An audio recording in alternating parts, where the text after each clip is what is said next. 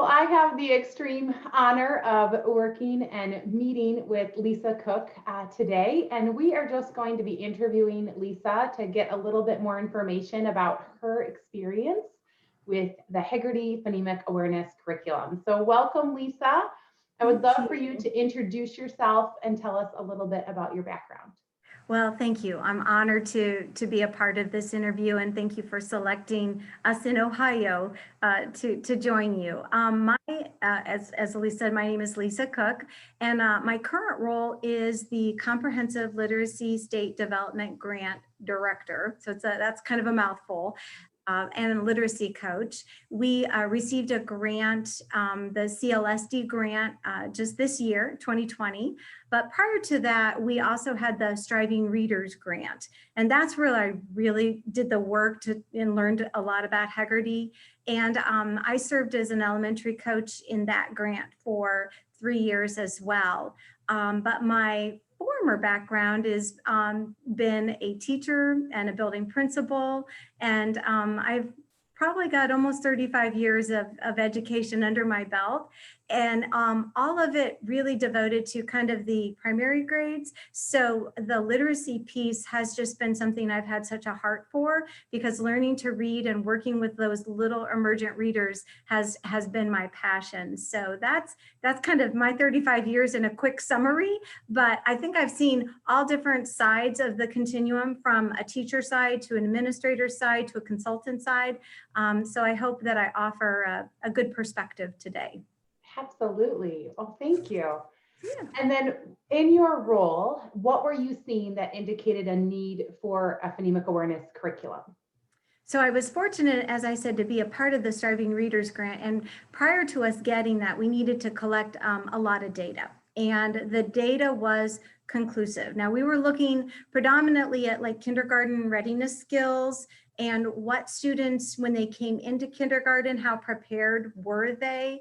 And our data was showing that over 40% of our children, and that was across 6 different districts, 40% of them were scoring off track as far as their readiness skills were concerned.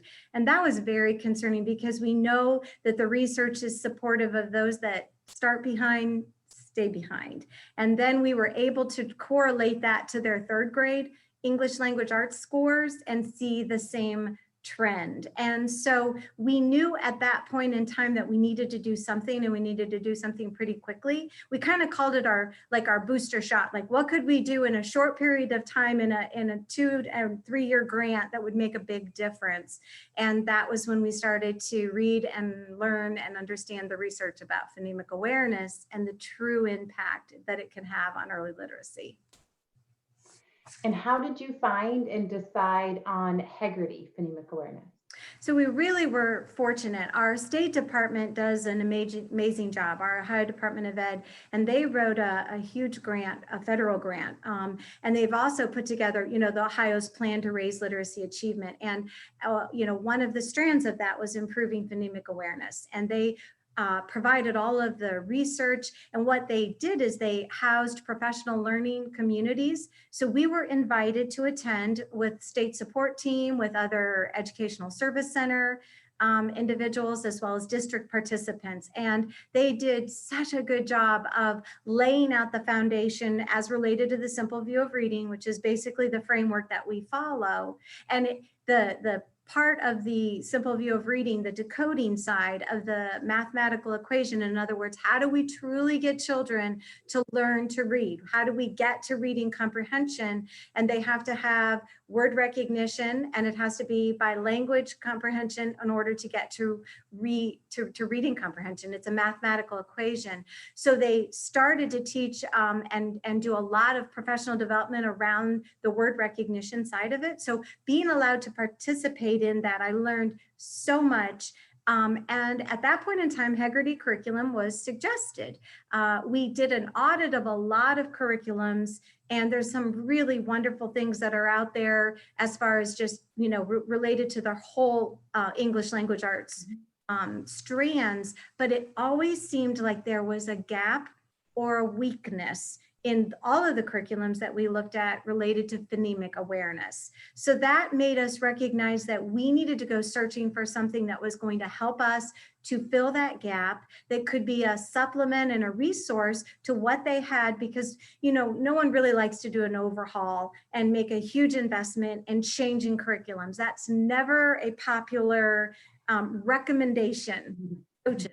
So we wanted to come back to our districts and say, hey, we found out something that we feel would be a really good fit. It's affordable.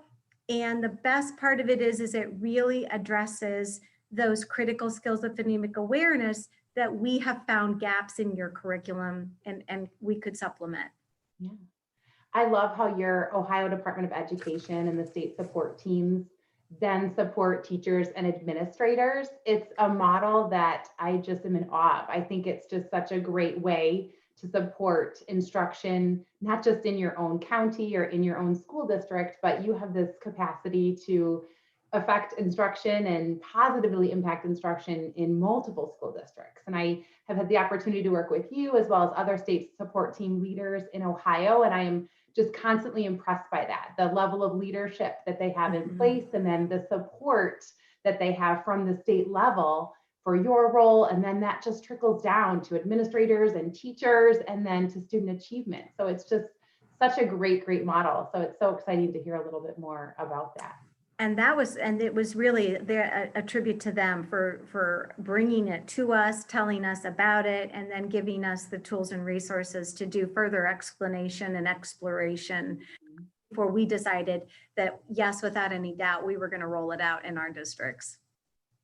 Now, you began working with the Heggerty materials in the 2019-2020 school year, which we know no one really ended that school year the regular way. But in terms of the results that you've seen, whether it's just been the teachers' opinions of it, the students' opinions, some feedback you've received after implementing in the school districts with whom you work. Well, I was actually fortunate enough. We rolled it out in 2018. Yes, you did. Yes. I got to see 2018, 2019. So we did do a year under our belt, which was exciting because we, as part of the Striving Readers, we required the screenings and the assessments be done.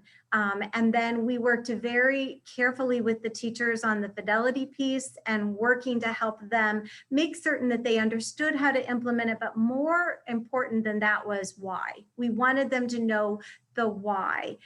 So they didn't think that this was just another grant requirement and it would go away when the grant was completed. We wanted them to be vested in the program, but also in the success. So the year that they implemented it, that next fall, I sent out a survey. And I'm like, well, you know, you've had a year to work with this curriculum. Tell me what you honestly think. What are the good things? What are, you know, have you seen successes?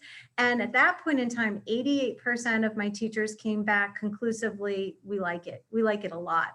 And we've actually seen progress in our students and in interesting ways. So not just in the data, because I think Heggerty changed the screening assessment a little bit. And so that they gave wasn't necessary. And also because from fall to spring, it changes. The beauty of Heggerty is it's scaffold. So that's awesome. But the data, you know, from looking at beginning of year to end of the year is a little bit difficult to do because of the scaffolding that exists. And so I have to say that we were super excited because we wanted to see the spring of 2020 against the spring of 2019 and COVID prevent happening. And that would have been when I would have been able to really sing a good song of success. But I still think I can, because the teachers really saw it in the classroom, even with the students' listening skills improved. You know, those are some of the things you can't, you know, necessarily put a data point on. But they felt because it was all oral and the children had to listen and participate that way, that they felt that they became even better listeners in their in what they were doing. They also saw carryover. They saw carryover into their writing. They saw carryover into their spelling. I had some of the teachers that were saying, "Oh yeah," when I watched them and they were writing and they were going. And they were emotions, quietly to themselves while they were going, oh yeah, I think that's a compound word, and they saw the carryover of like listening to the, oh yeah, middle sound. And one of the things I try to do as a coach is not just talk about it, but I really wanted to experience it. So I went into the classroom, I did lessons, I worked with small breakout groups so that I could say, is this good? Is this a good thing to do with kids? And I have to say, I am a #1 fan. I loved it. They loved it. And honestly, if the teachers were having fun, and I did the fidelity walkthroughs, I made sure implementation was going through with, being implemented with integrity. If they were having fun, the students were having fun, unquestionably. And because it's so quick, they don't have time to get, distracted and bored. You just keep it moving. So we definitely saw data and showed improvements, but not what I'd hoped for because of the year that we kind of lost last spring. But we definitely have had other data points that I think I can say without a doubt it's been successful. That's great to hear. And then what would you say about recommending Heggerty to other school districts in Ohio or in other parts of the country? What do you feel about recommending it, and then why? Yeah, so I think that because I've been on both sides of it, and I know what it means to roll out something new, and I also know and appreciate how hard our teachers are working and how much time they spend really trying to develop instructional leadership through their curriculum and the way that they're teaching. I would recommend it first and foremost because it's very doable, and doable is important because it's and when I do professional development, I said, if I could give you something that would require almost no preparation, if I could give you something that you could open up and with a little bit of practice and just a little bit of time investing that you could do and that you could see incredible impact, would you do it? And most of them are like, yeah, sure. Oh, I mean, I would be interested in that. And so it's doable. And that makes a big difference when you're trying to get them to see that it's valuable and it is important, but you're going to see the results. It's also, Heggerty is very supportive. A big shout out to you guys. When we closed down in Ohio last spring, you guys instantly came to the call. You provide incredible online supports, which I'm so grateful for the videos. The other thing is that there's not a lot of companies that offer everything for free. And the fact that you don't charge for those assessments, you want us to use those to progress monitor our students, you want us to collect data on impact and how they're doing, and we can freely download those. And giving us the alphabet cards that, again, I heard that sometimes. What I loved is that you guys anticipated what might be potential barriers, for a better word. And so oftentimes when I would roll out the PD and I would say, oh, but it's okay if you don't have alphabet cards because we have some here that we can just print off and they're everything that you need to do, when you're just introducing the letter identification side of things. So I'm a huge fan for a lot of reasons because I see the impact on the students. I see the impact on their scores, but I also am fully aware that the teachers need something that if they do it with explicit instruction, if they do it with integrity and fidelity, that they're really going to see measured impact on those literacy outcomes in the future. And I believe that wholeheartedly.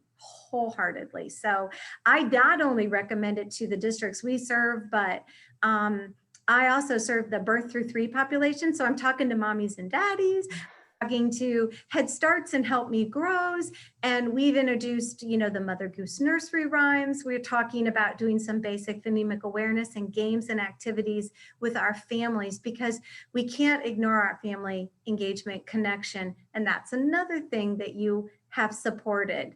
And then I guess my last my last piece is that you guys listen when you ask questions like, how could we be better? What could we do differently? And so then when you came out with the new curriculum to support intervention specialists, because I've been asked that question, you know, Lisa, I have students, I'm doing small group, I'm doing whole group, I'm not seeing the progress I need. Now what? We mentioned that to you and you created a now. So I guess I'm just, I'm so grateful because I think you guys are really committed, like we are, to enacting change, and partnering with you has probably been our greatest investment. So thank you. Well, thank you so much, Lisa. We have enjoyed partnering with you along with other state support teams across Ohio, and for so many administrators and teachers. I just want to thank you for taking the time today to tell us a little bit more about your experience with Heggerty, so that we can share this with others. So thank you so much, and we just really appreciate your time. My pleasure. Thank you again.